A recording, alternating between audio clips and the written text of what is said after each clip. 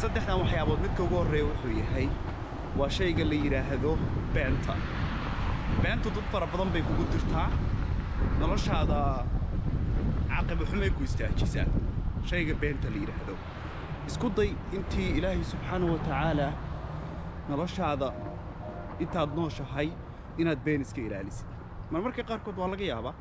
haddii naftaadu ay baxaysa ma sheegin oo nafka bax aad joogtid oo in lagu dilo iyo wixii la mida laakiin haddaa martaas oolin iska ilaali intaad been iska ilaalin kartid dhulkan aan wareegayo sidaanay u eg tahay meesha lug baa u soo baxay iftiin badanna ma jiro badanaa waddankan markay qorraxdu markii ay winterka markii la gaaro badanaa sidan ayay u eg tahay oo daruuro cirka wada saaran qorrax badani ma jirto marka midda koowaad waxay tahay beenta midda labaad waxay tahay khiyaanadu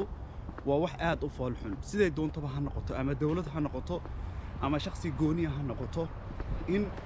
bini aadamka aadan khiyaanin siday doontaba ha noqoto inaad intaa iska ilaalin kartid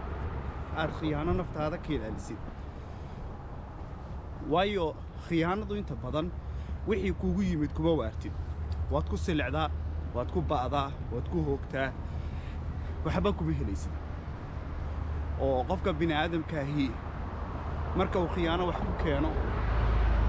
micnaheedu waa xaaraan baad ku keentay dhulka waa kaasa daarta inaad aragtaan dhulka dhan oo dhammaystiran marka wixii aad khiyaano ku keentay waxaad ogaataa in ay adiga kaa go'an tahay noloshaada dambe iyo mustaqbalkaaga midda saddexaad waxay tahay shayga la yidhaahdo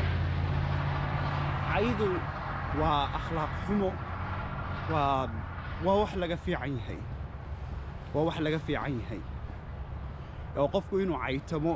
waxyaabaha xunxun bay ka mid tahay inuu ballanta jabiyo waxyaabaha xunxun bay ka mid tahay iska badaa intaas oo dhan rasuulka sallallahu alayhi wasallam wuxuu tilmaamay qofku afartan qofka laga helo inuu munaafiq yahay macnaa afartan waxyaabood haddaad ku sugan tahay waxaad ogaataa in calaamadihii munaafiqiinta aad dhammaystirtay marka bismillah qabow daran oo waxaa jira subxaan allah marka intii awood aad kuu saamixin karta noloshaada iska ilaali waxyaabaha aad ogtahay inay kugu furin karaan ayay ka mid yihiin afartaa waxyaabood intayna dabcan video kale dib ugu kulmayno walaalahay dhammaantiinba wassalaamu calaykum waraxmatullaahi tacaala wabarakaatu